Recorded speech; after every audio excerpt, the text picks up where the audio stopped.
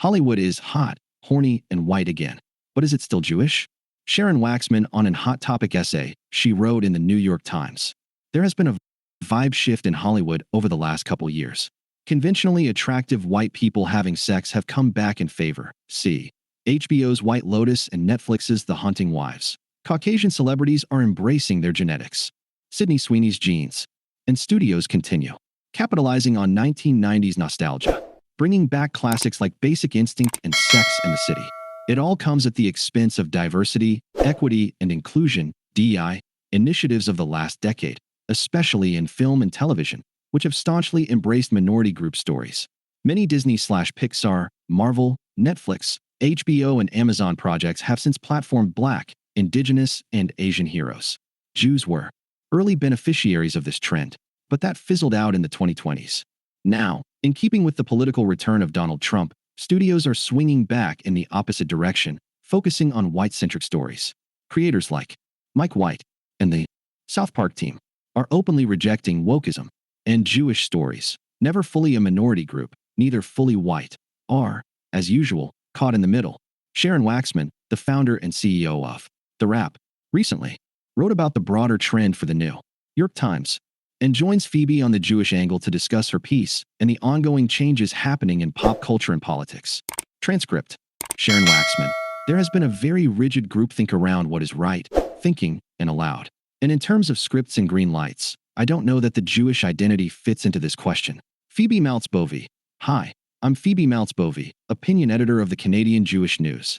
You're listening to The Jewish Angle, a podcast from the CJN that looks at the complicated place of Jews in today's cultural and political landscapes. And I'm delighted to have on today the acclaimed author and journalist Sharon Waxman. She is the founder, CEO, and editor-in-chief of The Wrap and was a Hollywood correspondent for the New York Times. Her recent op-ed in the Times with the Really Sticks With You headline, "Hollywood is hot, horny, and white again," gets at something we've been talking about a bit on this podcast already, like the vibe shift. We will talk about what all of that means and unpack it. Sharon, welcome to The Jewish Angle. Sharon Waxman, thanks for having me. Phoebe Maltz-Bovey. So I wanted to just start by asking you a bit about yourself, because when I was looking at your career trajectory, a lot of people sort of start in kind of the entertainment realm and then maybe move into other areas of journalism. You've done the reverse. You started in a whole bunch of different areas of journalism. You were a foreign correspondent in the Middle East, among other things. How did you end up covering Hollywood? And what is it about it that captivates you? Sharon Waxman. Yeah, well, so it's interesting to be invited on the Canadian Jewish News podcast. My very first work as a journalist was for the Cleveland Jewish News in the city where I grew up, where I thought I would try this new thing that somebody suggested, try journalism. And I ended up in Hollywood because, very simply, I was kind of a victim of the early waves of contraction in journalism when the internet hit in the 1990s, and there were just no jobs to be had. And I wanted to be a foreign correspondent, and I was a foreign correspondent, as you pointed out, for over 10 years, but I couldn't get hired in a full-time role. In fact, that was already the time when newspapers, which is what I was writing for, were starting to close all their foreign bureaus. So there really were no more jobs. So finally, I just tried to get a job anywhere that I could. And I got a job finally with the Washington Post in California, where I never had intended to go or live or had really ever set foot. So it was actually just a confluence of my desperation in needing a job and the opportunity that the Washington Post was willing to give me as they were expanding their coverage of culture, celebrity, and all of that, the force that became. So I started out as a more general feature writer and then honed in more carefully on Hollywood as I got to know that beat. And I found it really interesting. And then the New York Times hired me to do just that. Phoebe Maltz-Bovey. On the topic of your recent New York Times article, you're writing about basically how there was this. And this is something that regular listeners of this podcast will have heard a bunch about. In the 2010s, there was this kind of, whether you call it wokeness, whatever you call it, there was this moment of this kind of hypersensitivity in culture. A lot of focus sometimes on a kind of eat your vegetables packaging on progressive messaging. Not just having diverse casts and creators, but also that work's needed to have a certain type of message. And things seem to be changing. And that's what you were writing about in this op-ed. I want to just jump in because it's the Jewish angle with the Jewish question about this, which is what I wanted to ask. What do you think it means for Jews that Hollywood is hot, horny, and white? Specifically, are Jews white in these definitions? And I would have assumed, and this is just going to be a little long because it's a little bit complicated. So I would have assumed yes, because I think of things like Lena Dunham's Showgirls or the sort of retroactive 2000s reassessments of like Friends and Seinfeld saying these shows were so white, so white. And I'm thinking like, well, they were, but with a little asterisk, whatever. But then as you write about, there was that Sydney Sweeney Jeans ad about her blue eyes being alluded to, and even though, yes, you have that the American Eagle, Alfred Race has a Jewish owner, whatever, probably was not surreptitious Nazi messaging. There's something else in the culture that's this kind of veneration of a type of whiteness that excludes Jews potentially. So what's happening? Sharon Waxman, you're raising a whole lot of points about whether Jews are considered white or not white. And that's a very broad and very deep and very thorny issue. I was writing about the fact that Hollywood has swung away from this hyper-progressive, hyper-woke. There's been a very rigid groupthink around what is right thinking and allowed. And in terms of scripts and green lights, I don't know that the Jewish identity fits into this question, because it had a lot to do with blackness, brownness, gayness, transness. As I point out, there was a lot of I'd say in the 2010s, a lot of very deliberate and thoughtful and intentional greenlighting of stories around trans characters, trans storylines, Native American shows written by a Native American. These are things that you really didn't see a lot of. And I've had also people call me up or write me and say, well, why didn't you write about Taylor Sheridan and the whole Yellowstone thing? And it doesn't mean that every single thing in Hollywood was greenlit with a woke mindset. But there certainly was a very big impact of people thinking I need to be an anti-racist. That sort of came in the wake of George Floyd's death, or killing, I should say. But it was before that as well, that these ideas that were basically liberal ideas of let's be open to other experiences, let's be open to other identities. So, for example, I tend to look at things in kind of arcs of time. And part of that has to do with my getting older and having the benefit of seeing a decade and a decade and a decade. Someday you'll see that too, but you're too young now.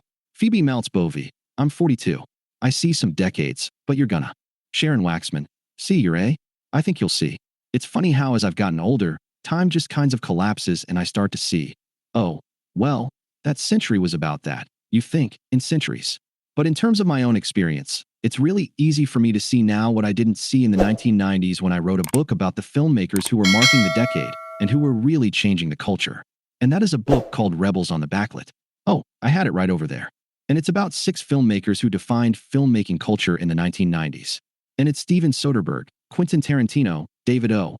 Russell, David Fincher, Paul Thomas Anderson, and Spike Jonze. I'm glad I remembered all of them. I wrote the book so long ago. They're all white guys. And I was very conscious at the time that I had 6 white guys and nobody who would fit into my thesis who was of color or a woman. When I'm thinking about doing a second version of this book in the 20s, it's all about filmmakers of color. It's Ava DuVernay and Ryan Coogler and Guillermo del Toro and Ryan Murphy, who's white but gay. And very much that infuses his work, that kind of sensibility. And those were the new stories. Those were the new experiences. It's like we had mined the white guy experience for a long time. It's kind of tired. And Hollywood is on the hunt for new ideas. At the same time, it goes together with this virtuous feeling of, I am expanding the lens and I am finding new audiences, which is also true. The Latino audience is massive, it's underserved. The Black audience is really substantial. It was underserved, but deeply from this perspective of, we are doing the right thing.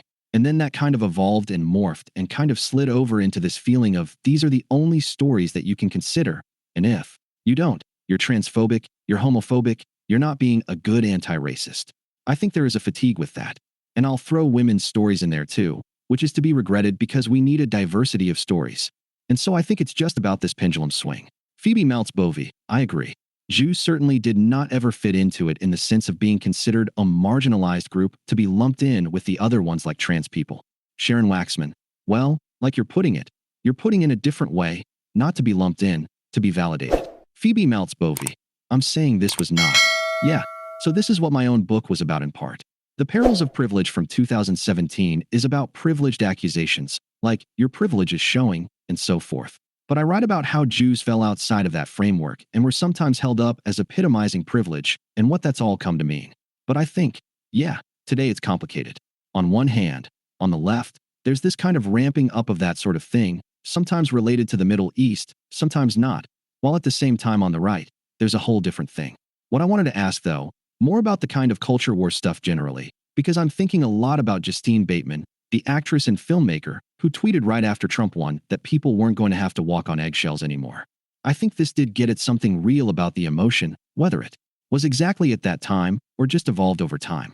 But I'm trying to sort out whether we're seeing kind of a sense of relief at entertainment not always having to function as a kind of eat your vegetables op-ed type function, or whether we're maybe seeing a turn to a new right-wing narrowing, maybe even censoriousness.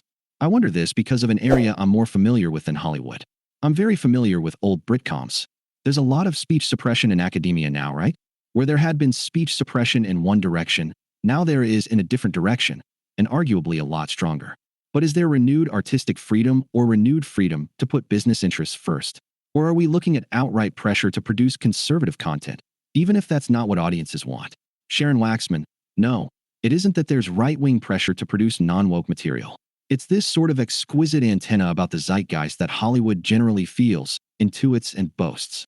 It takes the sense of the moment and builds that into the product it's making, and it impacts that zeitgeist. It's a two-way directional thing, reflecting it and affecting it. In this case, I think there's a sense that a page is being turned. Trump's election, which was unexpected in liberal circles, was a shock. I think the message that worked in the Trump campaign about trans people taking over culture seeped into the mindset of centrists in Hollywood. That's why someone like Brian Grazer, who was very much a liberal, admitted recently that he voted for Trump, which was shocking. There are others who were generally Democrats and voted for Trump because they didn't trust Kamala Harris. If there are people talking to me who are powerful forces, like Brian Grazer, an influential person in the industry, that means there's some sense that maybe the pendulum swung too far left.